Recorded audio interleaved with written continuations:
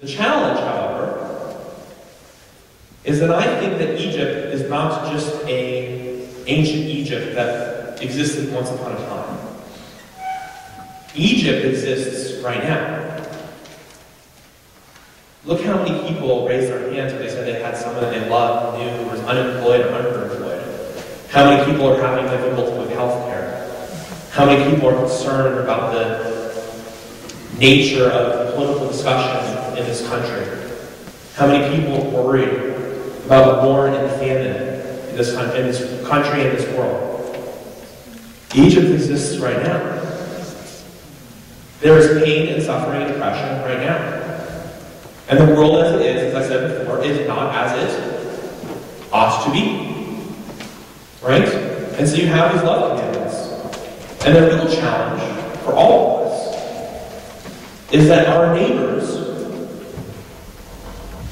have become like strangers. Our neighbors have become like strangers. And that's something I really want to get across.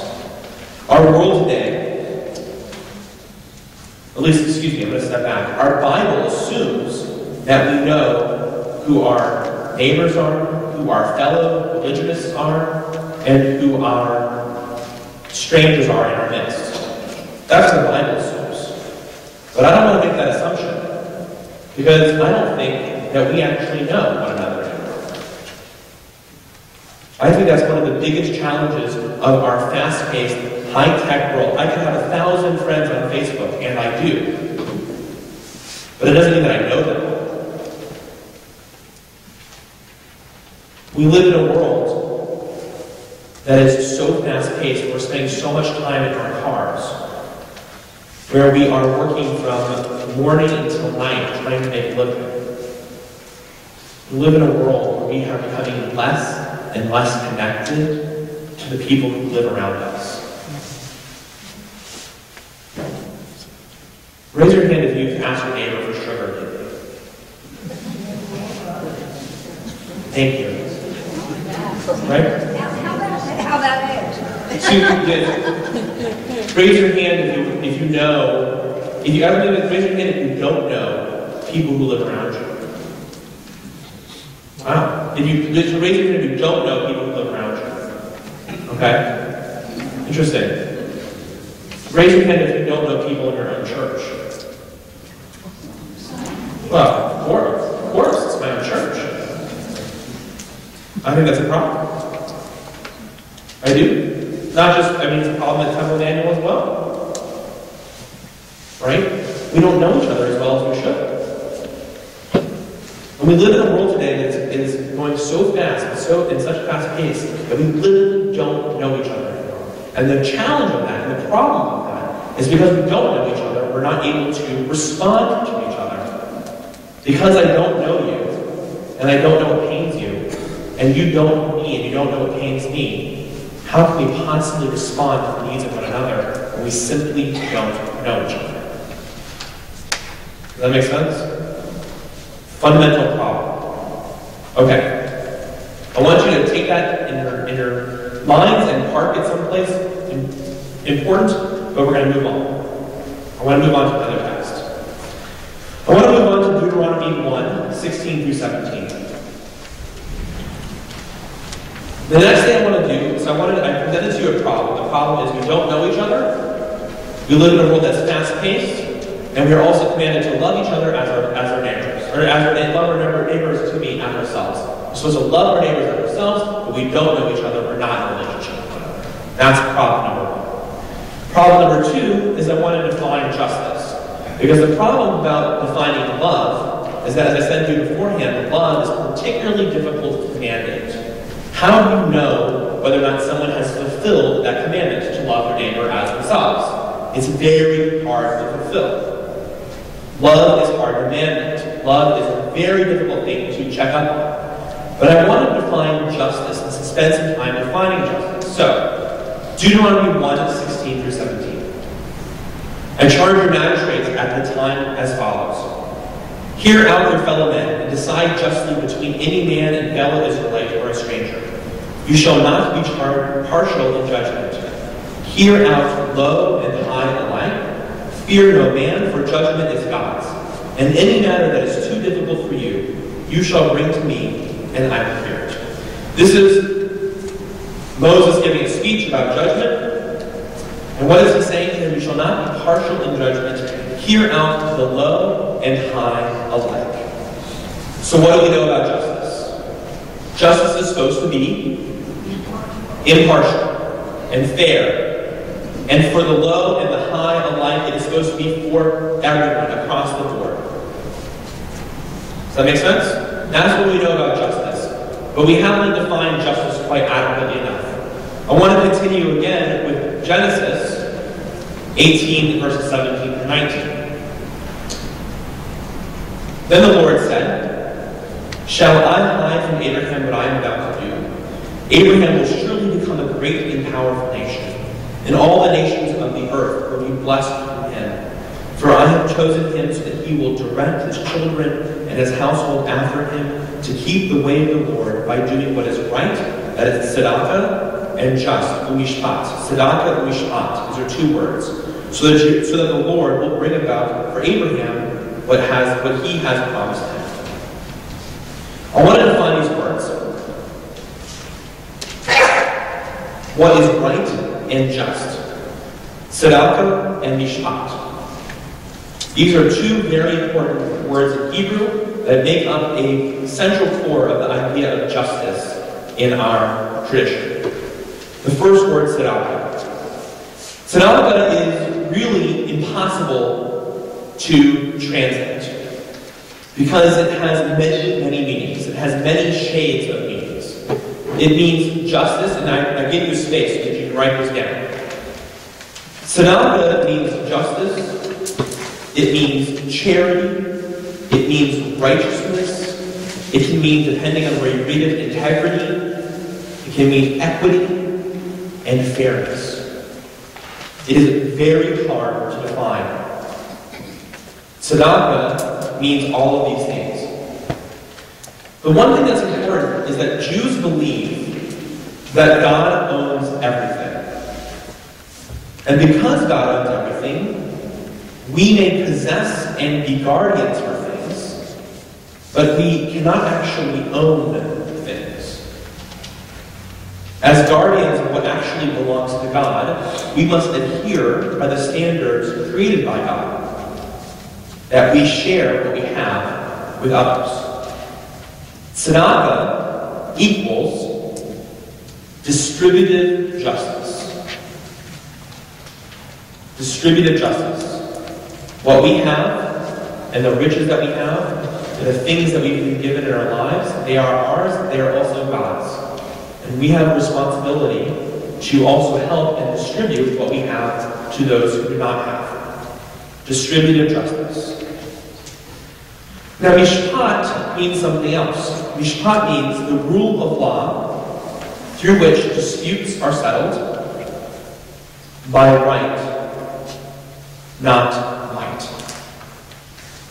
Right? A rule of law which disputes are settled by right, not might, which means, right, a law, a legal system. A legal system that is a set of binding rules by which individuals operate in society. This is what I would call retributive justice.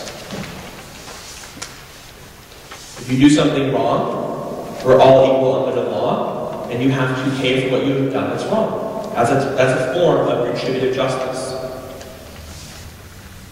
Now, if we read from Genesis 18, 17 through 19, it says that God's children and his household, right, Abraham's children and household after him are going to keep the way of the Lord by doing what is just, what is right, and just. Tzedakah and mishpat. Distributive justice and retributive justice. It cannot be one without the other. Why can it not be one without the other? When you can have laws that don't help the poor. I want to continue, we'll see this in a second. Deuteronomy 24, verses 10 through 15. I'm going to put this into action. When you make a loan of any sort to your countryman, you must not enter his house to seize his pledge. You must remain outside while the man to whom you made the loan brings the pledge out to you. Right? So if someone has made a loan, you can't go and take back the loan. That person has to be willing, that person has to be able to go inside his or her house and get the loan and get it back to you. You can't just barge in like you own the place. Right? If he is a needy man, in other words, if he is the poorest of the poor, you shall not go to sleep in his pledge. Now sometimes the pledge were the very clothes on people's back. The blankets and the clothes that people use to sleep at night are the pledges that they use for loans. So if someone was poor, and you went to sleep with his pledge, that meant that person went to sleep without any covering, and was cold and unprotected at night. You can't do that. That's wrong. You must return the pledge to him at sundown, that he may sleep in his clothes and bless you, and it will be to your merit before the Lord your God. You shall not abuse a needy and destitute laborer, whether a fellow countryman or a stranger in one of the communities of your land. You must pay him his wages on the same day, before the sun sets, for he is needy and urgently depends on it. Else he will cry to the Lord against you, and you will incur guilt. Here's the key. Judaism is more than a religion of love. It is more than a religion of love your neighbor as yourself. Judaism is also a religion of justice. And justice is central, and it's a central idea to Judaism, because justice is supposed to be impartial. Justice should have no distinction between the rich and the poor, the powerful and the powerless, the homeborn or the immigrant. Equality under the law is a translation into human terms of equality before God. Justice is an inalienable right. But Judaism is also a religion of compassion. Justice without compassion can create or perpetuate inequities. And the Hebrew Bible is filled with examples of how we are supposed to act with compassion. Is everyone following me so far? Thank you. Love, compassion, justice.